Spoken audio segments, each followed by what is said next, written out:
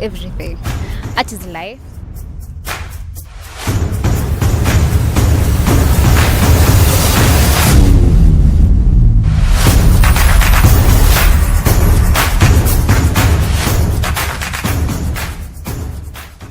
Welcome back to the Art Without Borders show. I'm your host, Atete Caroline Yvonne. Today on set, I have two dashing gentlemen who will introduce themselves. We will start from the far right corner. Mugambi, can you tell us about yourself and one quality about you that stands out and distinguishes you as a person? Hi guys, my name is Mugambi Kiara. I am a singer, songwriter, commercial model, actor, and voice artist based in Nairobi, Kenya. I am also a social media manager for a couple of organizations in that. That's pretty much it. I'm just an artist. I love art. I do art. Maybe you can even tell us some of the shows that you're featured in, because I know some of the viewers out here have seen you a couple of times. Oh, wow. The show that actually got launched into the limelight. The first one was Nanyo Friday. It was a Maasai telenovela, media. Then I got featured around the same time. I got featured in Java. Then I got featured in Siku Kiasi. And then we've shot a couple of movies. Zingine zina come through. Zingine ni hash hash. One of them is Kienyeji though, because we share out there, people know about it. Yeah. So kuna movie inaitwa Kienyeji is coming out soon. Just watch out for Mugambi. And then there's kuna series inashootiwa sasa hivi inaitwa Volume. Okay. So you probably might end up seeing me somewhere else. Yeah. For everybody, it's okay to say that you are thriving in this industry. To say that too, God is being gracious. God is being gracious. God is being gracious that I am at least forging a path in a mix. Okay. It's a Yeah. Quality young moja. Distinctively me is I am extremely awkward and weird. Yeah.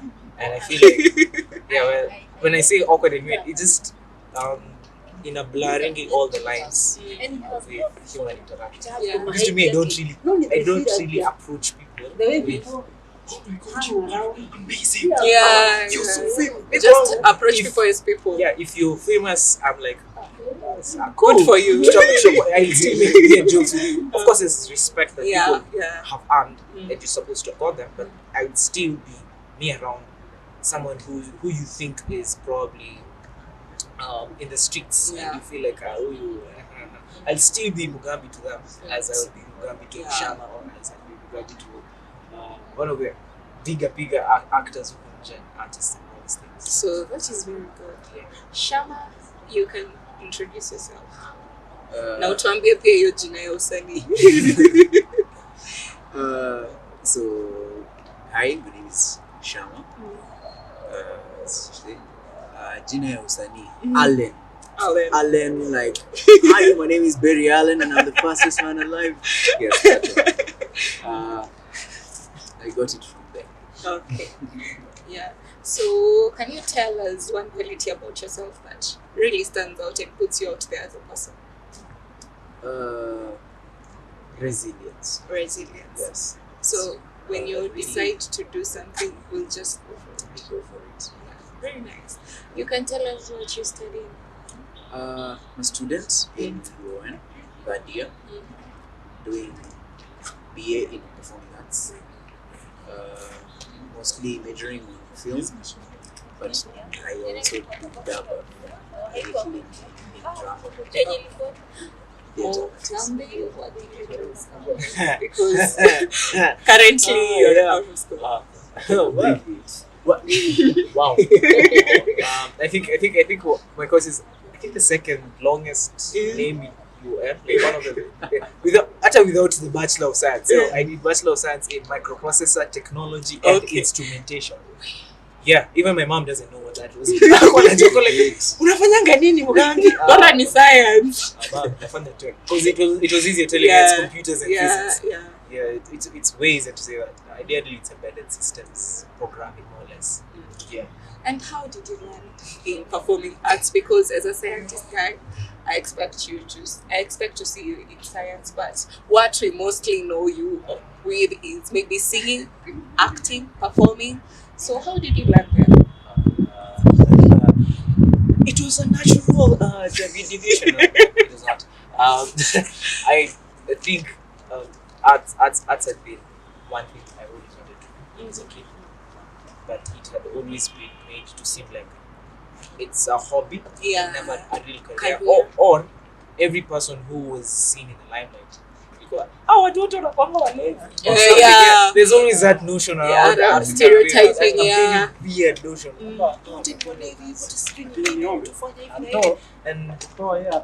that kind of steers you away when you're a child. Yeah. And you're quite impressionable. So me and Kilian, we got to be okay. Can do all this. I can do these things. I can act and do these things, but they're never really a career. Yeah. Because I wasn't really dumb. I had an aptitude for the sciences and math and all these things. I mean, so I chose. Chepe. Wow.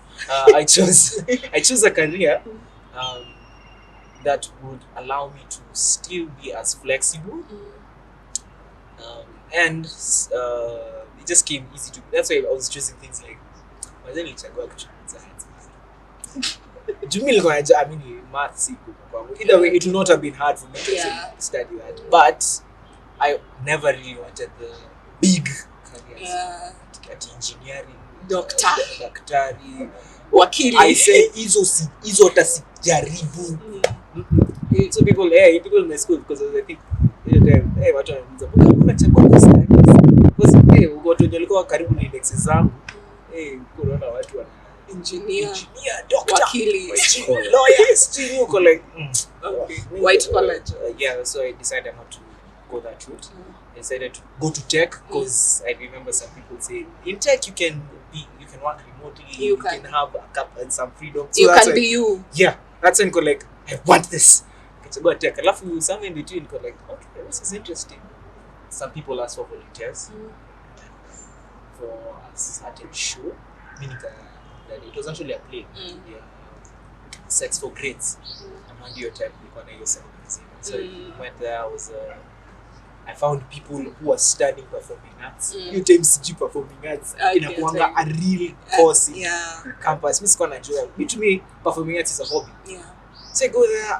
I'm just fumbling with lines and joking around. People are there doing serious business. I laugh for the first time. I'm like, okay, oh my god, I'm being inadequate. Yeah, because people are actually putting in the work to effort, get their lines and all these things. Mimi niko hapo akili yangu iko kile kai hiki doesn't vibes.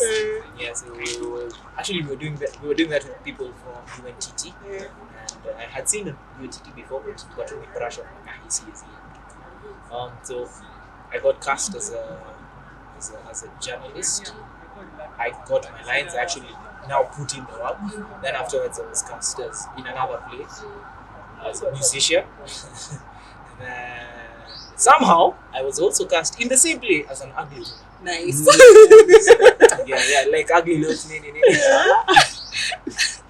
So from there, nilikuwa makeup. Ndevu. Okay. Then nilikuwa na dress slides.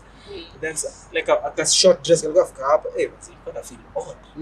What was Charlie? Ukapata niche yako iko na hapo. Me enjoyed. Yeah, from there I just enjoyed. And you started showing interest towards performing arts. Now it became like the first time this case actually paid us. I was like, I guess can be paid for this. This is not just a joke. So from there I was like, I have to be really serious with this. Yeah. And it just made me feel alive, and I'm like, oh yeah, this is what I want to do. Okay. So it's catching me to go. For Shammah, how did you find yourself in performing arts? For me, it was I just landed in BA, and as we were selecting the units, performing arts, and like really had arts is a design for LED. So let me go with this one. Arts, but only arts. I was feeling really bad for missing design. So I wanted to get something that will compensate. So so I joined. That time we were doing online classes because of COVID. But for performing arts students to always want to be because of It's more practical. Practical. That is how I landed somewhere in between there. Tukaambiwa kuna stuff ya UN at 50 and a plays going to be performed. So performing arts students, we did less than 5 minutes thing, a drama thing, and we were paid like good money for less than 5 minutes. Yeah. We were paid 6,000. Now career living. Hapa mambo ni live. First year hakuna stuff unajua. Zile like 6,000. Faili dakika 5. Unaangalia mpesa balance you're like wait, haijafika.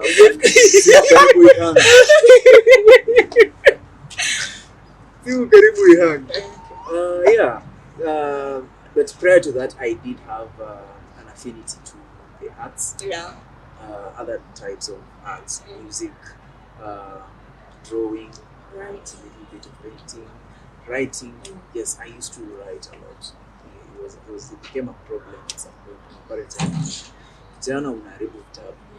We are buying you 5 books na ni hivyo." Ukitaka kitabu ya kuandika you buy yourself. Yeah. And for your parents during this journey, maybe what happened? Ukiambia mzazi, I am doing performing arts. What happened? What was their reaction to it? At first, they didn't really quite get it. Understand? Yeah, they didn't understand. Because the moment I just got in there, I was like, this is what I'm doing. I was like, what I do, I dropped political science and whatever else I was doing. So I was like, this is what I'm doing. But my parents are like, everyone. I was like, yeah, in the morning. I guess eventually they had to accept because that's how I ended up going. I did a few gigs. Yeah. They were like, oh, you were paid. Okay. Yeah.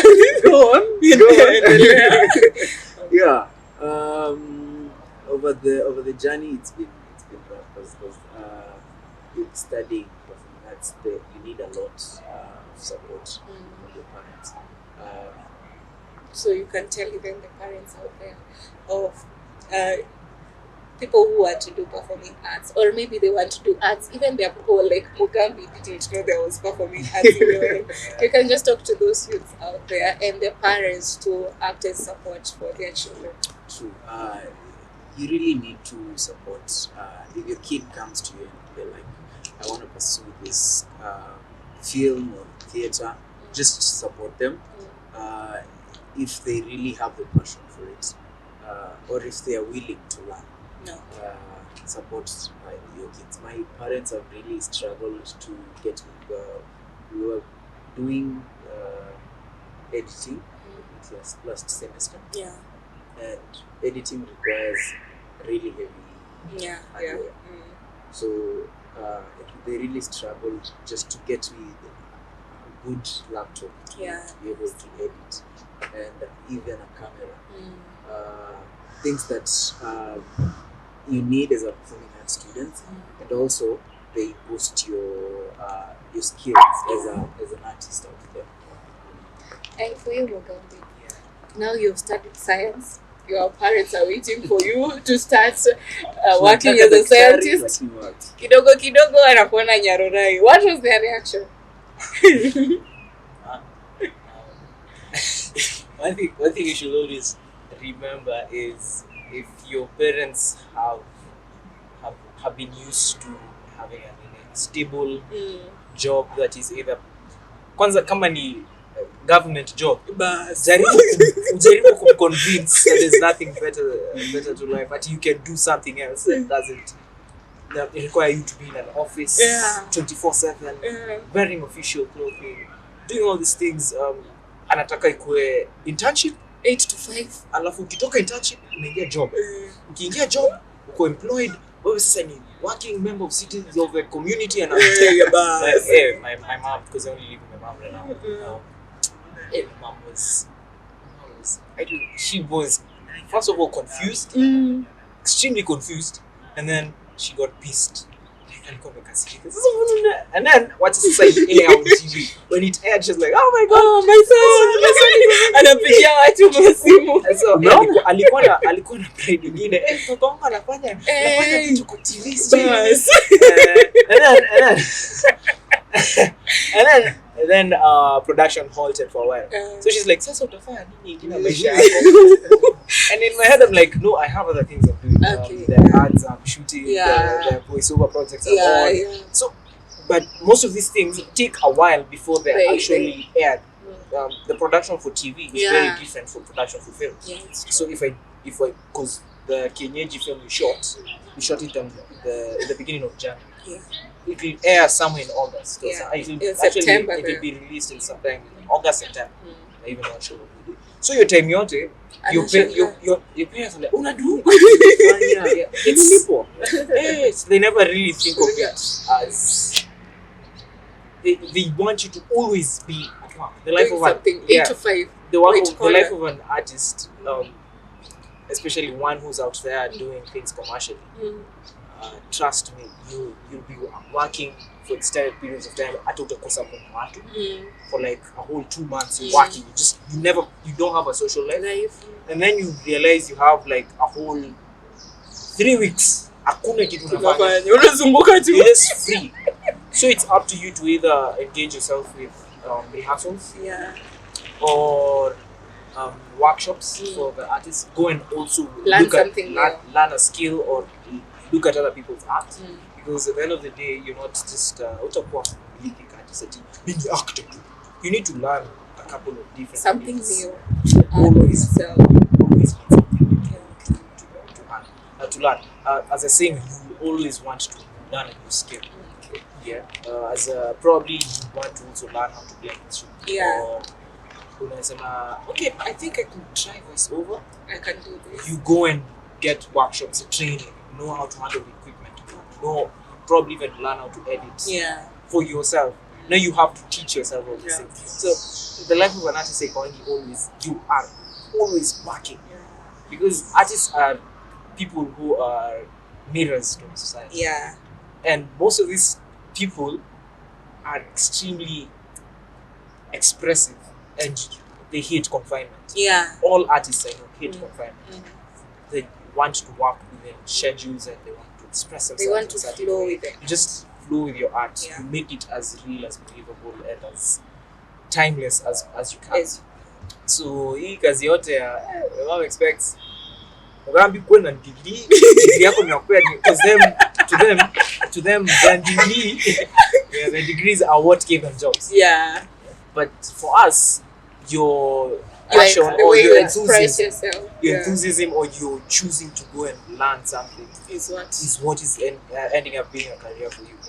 You pia kidogo kuna disconnect. There are those people who expect you work, you get your salary, you retire, you get your pension.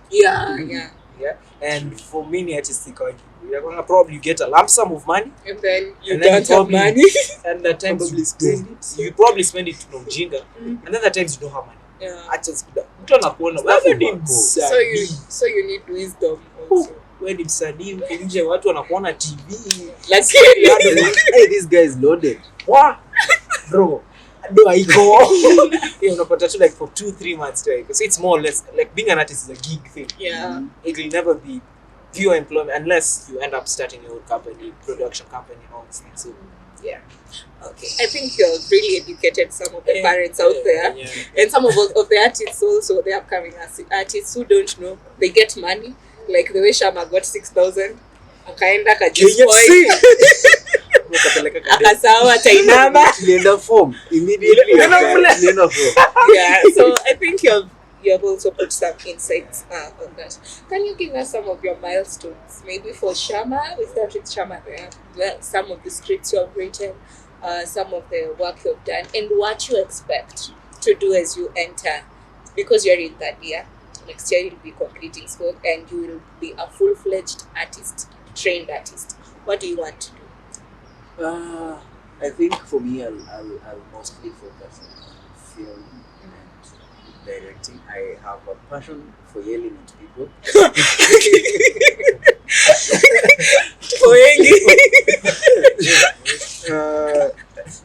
I love directing. So and writing, I think they are, because a director just wants to control things. I can insert maybe the word control. You want story yako iko hivi. If you've written the story, you want to direct it. You have in a particular way. When you fikiria kwa akili. Unataka kutoa kwa akili? Yes. For action. To the scripts. I have written a few scripts, though they're not out there. I've done a few scripts here in school. There's a film that we just did as a project. Well, hiyo mtu aliandika script, but I had to revise it. And other short films that we have done as projects. Unaweza tuambia hata moja mbili tunaweza tafuta tupate. Easy unless you come and ask me. There's one called the Ghost of the Dead Dust.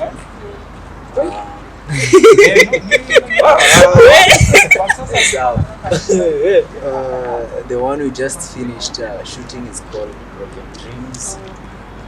I have done a little bit of acting and directing in Machakos, which is where I'm from, with a production company called Blessed Production. It's on, is it Blaze? There's a base. Yeah. It's a film. And more coming. Hopefully, my target is to be a big shot director. Hizo majina unasikianga tuko Directed by Shammah and I. Have you ever heard of these films which are defined by the director? Yeah. Mtu anauliza Director. Christopher Nolan. Zack Snyder. Nipatie hiyo. So for Mugambi, who is already in the industry, you can maybe shed some light on Shammah's dreams. Maybe you can tell me what is happening between and then after that you can give us some of your milestones, because we have seen you on the screens. What some of the highlights that you had on screen, something that made you feel, well, I'm not in the wrong place. You can give us some of those moments. So first of all, Tanzania ni ya Shammah. Bro, industry okay, ni ngumu, but what is it hard? Yeah. Only hard things. You're actually born to do hard things. Especially dudes, you're born to do hard things. If you're a guy, if you're a man, you have to do hard things in your life. Just to at least be somewhere, because you rarely ever get respect, and you should always be willing kuanzia somewhere. You probably might end up being an assistant director or an intern. Not utaanza assistant, utaanza ka intern mahali. You just be as true to yourself then, and as fully reliable as possible. Productions zinakuwa crazy. Timelines of things just change like this. You had a whole call sheet for this day, and then it starts raining. You have to figure out how you're going to stop, not to shoot your exterior scenes. You find another call sheet for another time. Wewe pia kama intern itabidi sasa wewe utakimbizwa. Set run utakimbizwa. Utafanya all these different things. Haraka. Ka script writer, just write your scripts. I think create your own portfolio kivyako with the student films. If you can upload them and find something to distribute, either put on YouTube or decide to weka on Hustle Sasa watu wanunue. It's up to you to choose if you want to monetize it mapema. Or to just have it as a portfolio mahali, either on YouTube or something. They will choose. So, umefanya nini? Yeah. Where's your script as a script writer or as a director? If you're trying to actually get people to give you at least some level of confidence, because ukienda fresh green, una kitu yote kuoneshana, no one will trust you. Everyone will never trust you. So it's up to you. Sasa kama uko na resources, uko na wasedi, uko na really very interesting people look on as allow to work for free. But studio wengi work. So hata mimi nilikuwa na work for free for some time for some short films and at least to grow my portfolio. Kujituma. Unajituma tu you grow a portfolio. Just be willing to do that for a while. Then eventually people will actually be like, okay, come ita Shammah kuja kwa assistant director wetu asaidia hapa na pale. Just learn what happens in the ground and not just confined to whatever you're learning in school, because I realize most of what is being taught in schools and what is happening when you're shooting, you're actually shooting out there. What is in school is basic stuff. Is probably basic and theoretical most of the time. And cocoon kwa bubble haikuambii what's really huko nje bana unapata department and times are changing. So the people who taught us, maybe they experienced film in a different way. And right now we're having unapata mwenye alikuwa anafunza was probably as a film noir. For whatever is here, the probably shooting for Netflix. You should see the things we are given as no, trust me. Even if there's a skill to be learned, right? That I get. Hiyo kitambo. All that, because hata mimi mwenye sikuwa nimesoma film, I still need to go back nijitafutie research. I actually understand the craft from my own in. Sasa sitakuwa na degree but I will know it. Hiyo si excuse yangu ati sikufanya. Sijui. Isiwahi kuwa excuse yako ati chuja funzwa ati you just learn it. Try find ways to learn stuff. I think that's what will differentiate you between you as Shammah, the director, who are flourishing in a few years, as compared to me just want to do all these things. Kitoka shule. Sister. That is nonsense. Anyway, I think that's probably it. You've talked to Shammah and some couple of other guys. I love to say, hey, my students are. Funny thing. For instance, so some I 2018 after ile play flani. That was my first time on stage and I wouldn't really call it but now on a proper play it was a gift from a stranger. I was a musician in the ugly woman. That was a very the ugly woman hautawaisa how I love the following day because we were having two Shammah uliongelelea stories za majuu, actors wa majuu. Do you think that in some place Kenya tutafika parents community to accept art and then we will be treated like art will be in some way treated with respect, because you see even the paintings that they have, they hold art as something so dear, the music, the acting. Do you think that something we will reach somewhere that art will be respected in Kenya, especially art for money, as that is what Mugambi is doing and also what you want to do. It's what a lot of people they want to do. So do you think it will reach that place, and what advice will you give to artists out there or someone who wants to pursue art? Yes, I do think it will get to such a point. I've actually been seeing a progress towards people accepting art as something that is serious. My parents never really used to like movies. Come and see movie in Nigeria. What's his name? This guy, Chuck Norris. Yeah. If it's not that, it's not a film. But sasa, nowadays, ever since I started doing performing arts, my parents are really invested. Yeah. And like, this is happening. How's this happening? How do they make this? So I feel like at some point we can open our world to them and they will be allowed to enter. You just I think you need to don't force it, just slowly. Opatie tu pole pole. You know, they are old. Trying to wazazi poleni mito wazee lakini ni ukweli. wazazi I feel with technology rolling in, film is going to and people embracing technology, film is going to, in Kenya, it's going to go a notch, 50 notches in the near future. Yeah. Mugambi, you can give us a parting shot, maybe, and talk to someone out there who is maybe has been forced by the parent because you're good at sciences, you'd be a doctor. I want a doctor in my house, and you are the one. You're the chosen doctor here. You can talk also to someone who is a performing artist, but I get you have a lot of confidence in you and you believe in yourself.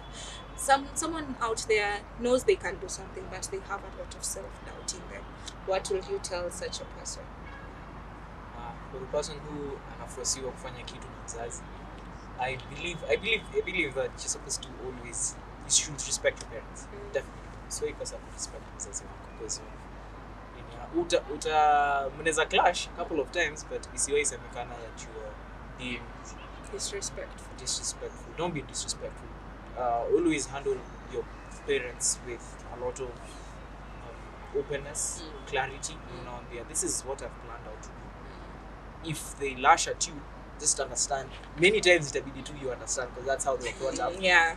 And they feel like you trying to explain your case is talking back at them and all this thing. But if you're not being disrespectful and you're just telling them, this is how life is at this moment. I want to be an artist. If they're mad at you, many of them are like, okay, you finish this, then you can do that, or you can do this. As long as you're not failing, you can pursue this other thing. You get into an agreement with them. If it gets to a point where they are refusing that you do that altogether, hata ukimalizana na digona kutafuta wanasema lazima ufanye job na nini. If at all you don't have money or you don't have some place in unaweza sustain, make your money, then do your thing. Pesa yako eka mahali, then if you want to quit, do your career, because at that point that's not their life anymore. It's your yours, life. yeah. You don't have to ask. It's better to ask for forgiveness at times than for permission. Yeah, it's true. At times it gets to that point. It feels like rebellion, but you have to learn to be get your to own that person. point. Because at that point, some mamako see venye na kufund maisha yako. When you talk about idea, and eventually they will come to accept that because you're not doing any illegal activity. It's art. For the person who has self-doubt, man, just do it. Self-doubt, you always have self-doubt. No artist ever thinks, I'm amazing, I'm the best. Okay, it's either you're highly narcissistic or true, yeah. It's either you're highly narcissistic or you have a lot of imposter syndrome. Artists on either side. You never find one who's just at balance. Uongo. Then you wongo. It's either you're very narcissistic, like me you say, or cast. Mimi of all people. Yeah, or people lie about it. The ones who are narcissistic still lie about it, and they still have some level of imposter syndrome. Thing is, hata ujione ati wezi. Fanya tu. Because ukijidoubt, you'll have 100% not fail. You'll never fail, but you'll never start. If you have your confidence, hata ukifail, you know that I'll have better opportunities. Sometime. So, maze anza tu. Fanya tu, anza tu. Fanya. See overthink your kitu. 3 seconds, you give us your social media handles where we can find you. Kuna watu wanataka ku-DM mwambie. Very fast.